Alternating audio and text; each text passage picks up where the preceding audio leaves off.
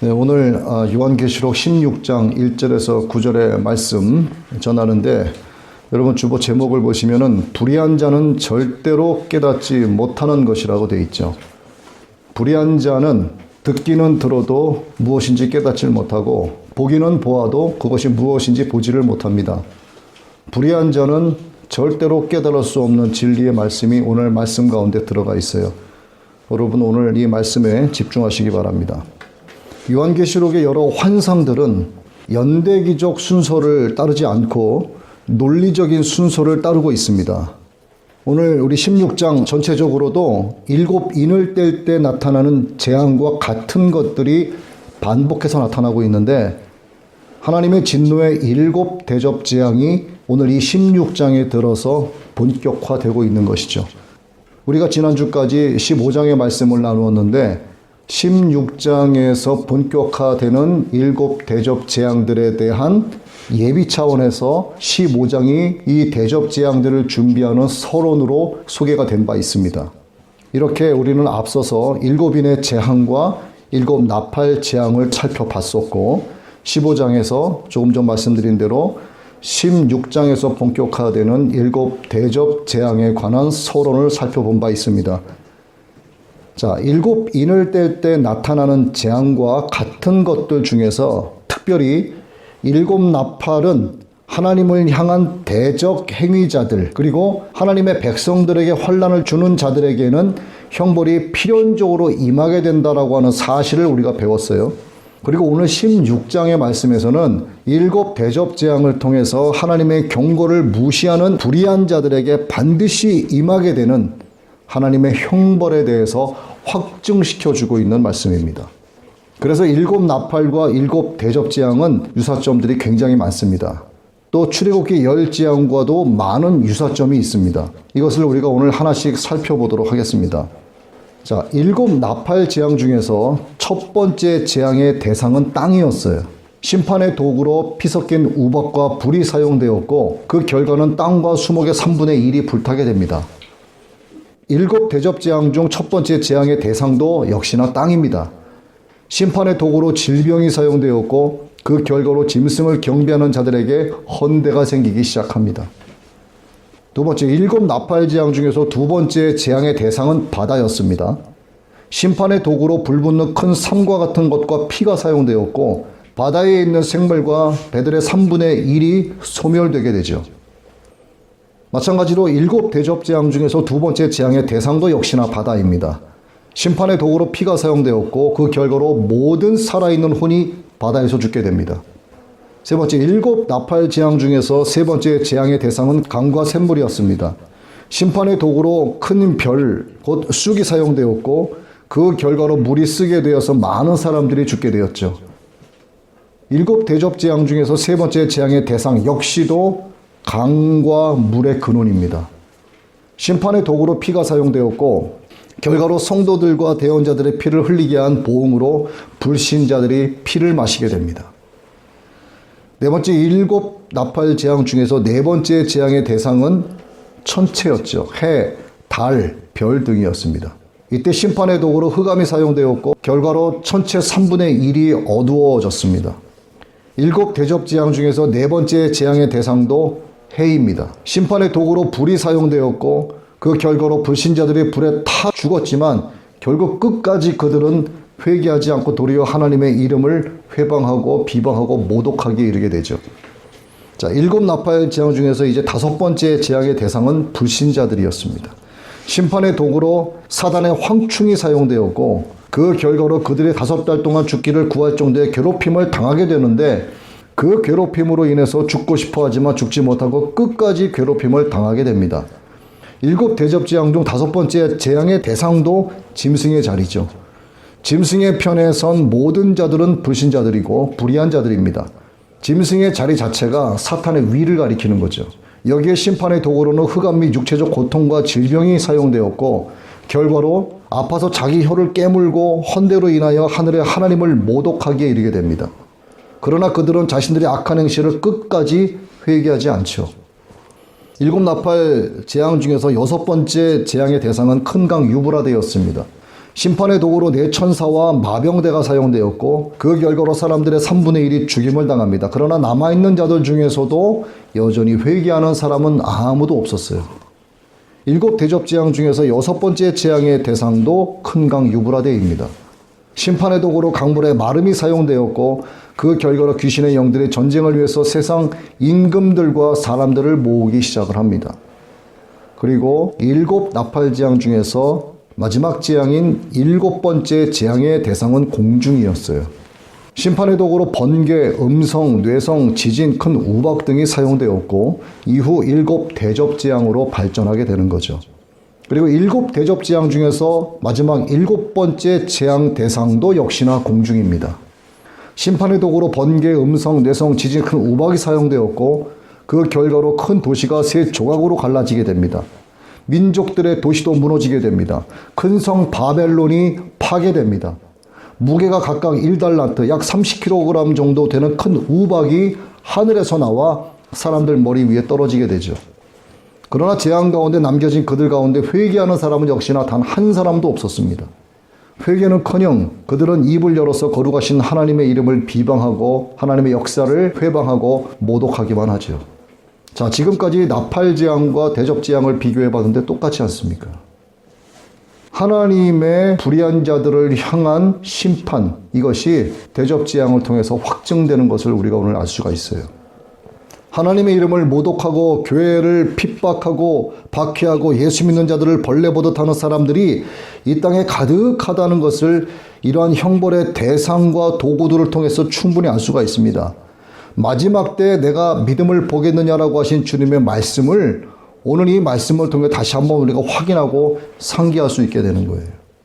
그 불의한 자들의, 그 악한 자들의, 그리고 짐승의 편 자들의 행실은 하나님의 생명책이 아니라 하늘에 있는 또 다른 책들에 낱낱이 그 악한 행위들이 기록이 됩니다.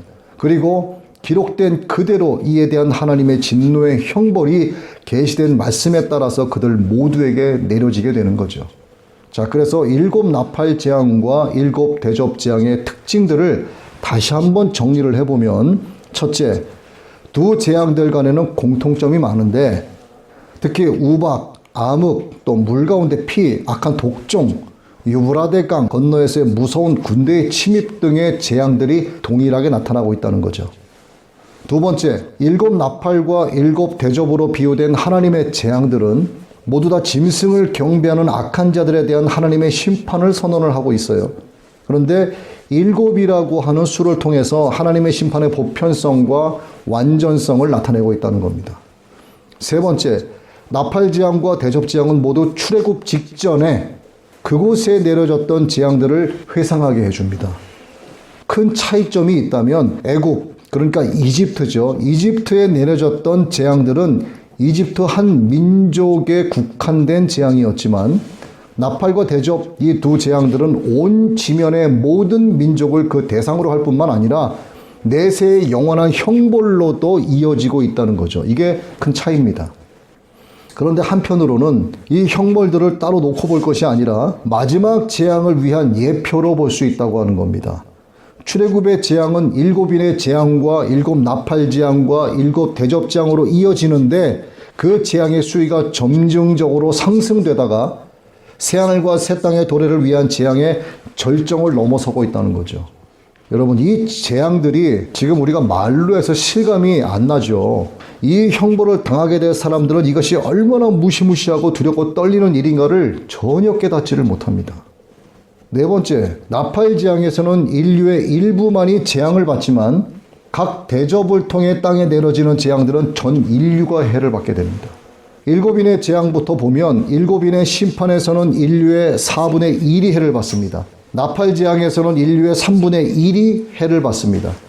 7 대접 재앙에서는 온 지면의 모든 사람들에게 재앙이 임하게 되는 거죠. 점증적으로 이어지고 있습니다. 자, 조금 전에도 말씀드렸지만 재앙의 수위가 갈수록 높아져 가고 있는 거예요. 이것은 재앙의 엄중함을 나타냄과 동시에 새하늘과 새 땅의 도래를 위한 재앙의 절정을 향해 가고 있다는 것을 나타내주고 있습니다. 이 절정이 지나고 나면 무엇이 나타날까?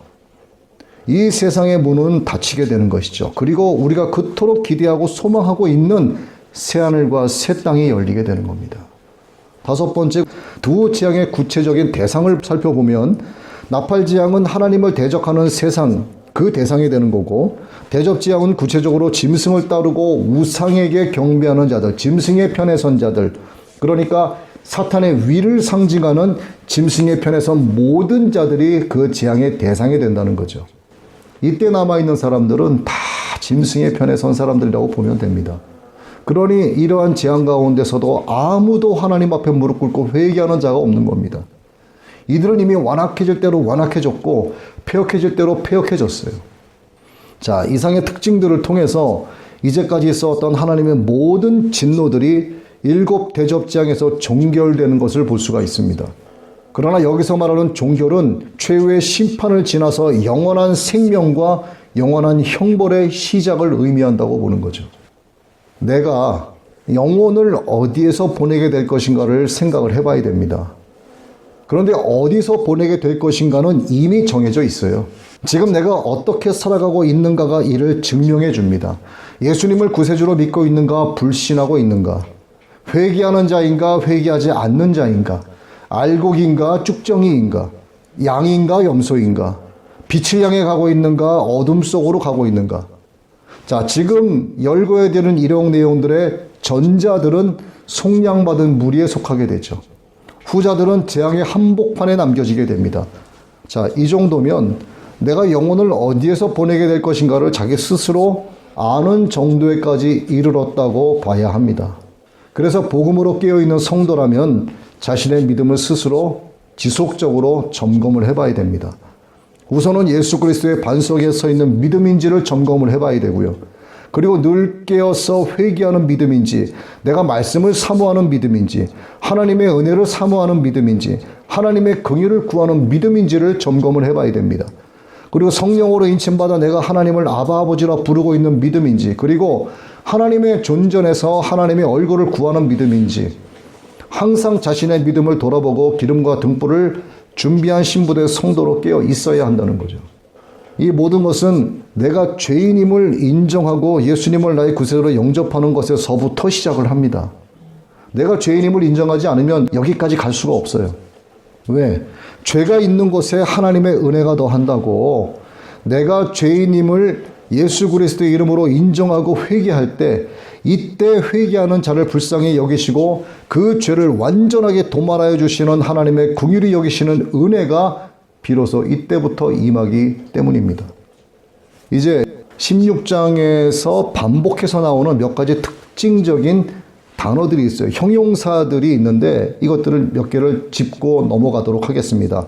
왜냐하면 반복되는 이 형용사들이 전개되고 있는 일곱 대접재앙들의 신학적 의미로 깨닫게 하는 데 매우 중요한 실마리가 되기 때문에 이것은 반드시 짚고 넘어가야 될 문제입니다.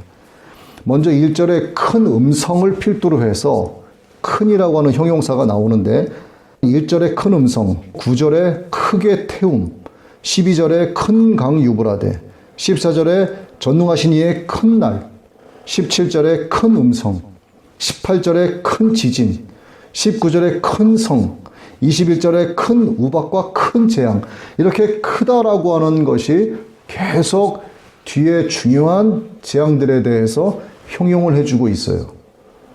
여러 차례 반복해서 이렇게 사용되어졌습니다. 자, 이것은 일곱 대접재앙이 이전에 있었던 어떤 재앙들보다도 크고 참혹하고 강하다는 것을 의미하는 겁니다. 즉 일곱 대접재앙은 이 세상의 악한 모든 것들을 말끔하게 척결하시기 위한 하나님의 종결적인 재앙을 나타내는 거라 이거죠. 하지만 반대적인 측면에서는 구원의 완성을 이루시고 새하늘과 새 땅을 이루시기 위한 새 역사의 연장성산에 있다고 할 수 있는 겁니다. 그리고 다음 5절에 전에도 계셨고 시방도 계신이라는 말씀이 나오죠. 이 5절에 물을 차지한 천사가 부르는 하나님에 대한 전에도 계셨고 시방도 계신이라고 하는 이 칭호는 저 앞에 계시록 11장 17절에 하나님에 대한 칭호와 같은 거예요. 계시록 11장 17절입니다. 이르되 감사하옵나니 옛적에도 계셨고 지금도 계신 주 하나님 곧 전능하신 이여 친히 큰 권능을 잡으시고 왕노로 타시도다. 이렇게 기록이 되어 있습니다. 자, 이 말씀에 큰 권능을 잡으시고 왕노로 타시도다라는 말씀을 통해서 한 가지 알 수 있는 게 있는데 이미 종말적 심판이 시작되었다는 것을 알 수가 있습니다. 오늘 본문 5절에 전에도 계셨고 시방도 계신이라는 말씀의 의미와 같은 거예요. 그런데 유사한 말씀이 계시록 1장 4절과 8절 그리고 4장 8절에도 나옵니다. 여기서의 하나님의 칭호는 이제도 계셨고 전에도 계시고 장차 오실 이로 기록되어 있기 때문에 이때까지는 종말적 심판 2절을 가리킨다고 볼 수가 있는 거예요. 자, 또 하나 볼까요? 16장 9절과 11절과 21절에서 반복되는 하나님을 비방하다, 모독하다, 회방하다입니다. 재앙 가운데 남겨진 모든 사람들은 하나같이 하나님을 비방하고 모독했습니다. 하나님의 역사를 회방했습니다. 짐승을 숭배하는 자들의 극에 달한 완악함을 보여주고 있는 장면이죠. 이를 통해서 하나님을 대적하는 사탄의 악이 어떤지를 우리가 직시할 수 있게 됩니다. 하나님의 이름을 모독하는 그들의 이러한 악행은 오늘 하나님을 섬기는 신앙인들에게 세 가지의 매우 중요한 사실을 깨닫게 해줍니다. 이 말씀을 잘 들으셔야 돼요. 첫째, 회개는 하나님의 긍휼히 여기시는 은혜를 통해서만 가능하다는 겁니다. 내가 매일매일 하나님 앞에 회개하는 삶을 살아가고 있다. 그는 하나님의 은혜를 입고 있는 자예요. 하나님이 주시는 근심은 구원에 이르는 회개에 이르게 하는 은혜입니다. 그러나 끝까지 거부한 완악한 자들에 대한 형벌은 심판을 위한 형벌이지 회개를 가져오기 위한 형벌이 아니라는 거예요. 결과적으로 인간의 노력으로는 회개에 절대로 이르지 못한다는 겁니다. 그래서 오늘 우리가 회개하는 성도로 살아간다는 것은 하나님의 은혜를 지속적으로 먹고 마시고 입고 누리고 있다는 뜻이 되는 거예요. 자, 이집트의 바로를 한번 생각을 해보십시오. 10가지 재앙을 당하면서도 바로는 끝까지 회개하지 않았습니다. 바로의 이러한 모습이 오늘 짐승을 우상으로 섬기고 경배하는 자들에게서 그대로 나타나고 있어요. 그들 역시도 끝까지 회개하지 않고 하나님의 이름을 계속해서 비방하고 모독하고 하나님의 역사를 회방하고 있습니다. 여기서 오늘 우리가 하나님의 자녀로서 매 순간을 회개할 수 있다는 것이 그래서 범사에 감사드려야 할 하나님의 큰 은혜이며 축복인 것을 반대급부로 깨달을 수 있어야 한다는 거죠. 둘째, 진노의 여러 재앙 가운데에서도 오히려 하나님을 모독하고 저주하는 완악해질 대로 완악해진 그들을 통해서 우리는 자신을 죄인으로 인정하지 않는 불의한 자들은 하나님의 선하심에 대하여 둔감하게 반응하는 것은 물론이고 하나님의 엄하심에 대해서도 똑같이 둔감하게 반응한다는 것을 깨닫게 됩니다. 이게 오늘 제목이에요. 불의한 자들은 절대로 깨달을 수 없는 것들, 하나님의 선하심도 깨닫지 못합니다. 진노의 하나님도 깨닫지 못해요. 하나님의 사랑을 아무리 설명하고 복음을 이야기해도 알지 못합니다. 하나님의 공의를 두려워하는 자라야 하나님의 사랑과 은혜에 반응하고 감격해서 예수 그리스도를 나의 구세주로 영접하게 된다는 거예요. 오늘 우리에게 주신 이 말씀을 통해서 내가 하나님의 뜻에 민감하게 반응하는 성도로 살아가고 있는가 돌아보는 기회로 삼아야 됩니다. 하나님의 은혜에 대한 영적 민감도를 높여서 영적 반응을 빠르게 하는 깨어있는 성도가 되어야 되는 거예요.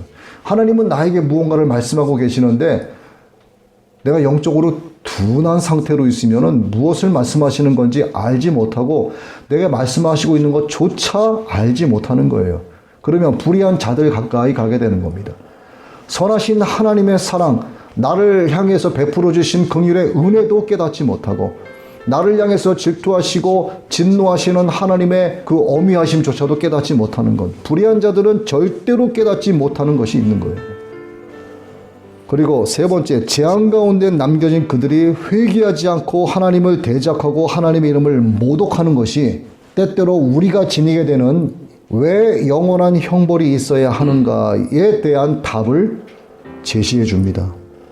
그 답이 의외로 간단합니다. 완악한 자들은 자신들이 받을 죄에 대한 모든 형벌을 스스로 자초한다는 거예요. 스스로 자초한다는 것. 이게 중요합니다. 오늘 우리가 주보에 기록되어 있는 말씀을 함께 읽었죠. 잠언 19장 28, 29절의 말씀입니다. 경건치 아니한 증인은 판단의 공의를 비웃고 사악한 자의 입은 불법을 삼키느니라. 심판은 비웃는 자를 위해 예비되었으며 채찍은 어리석은 자의 등을 위해 예비되어 있느니라.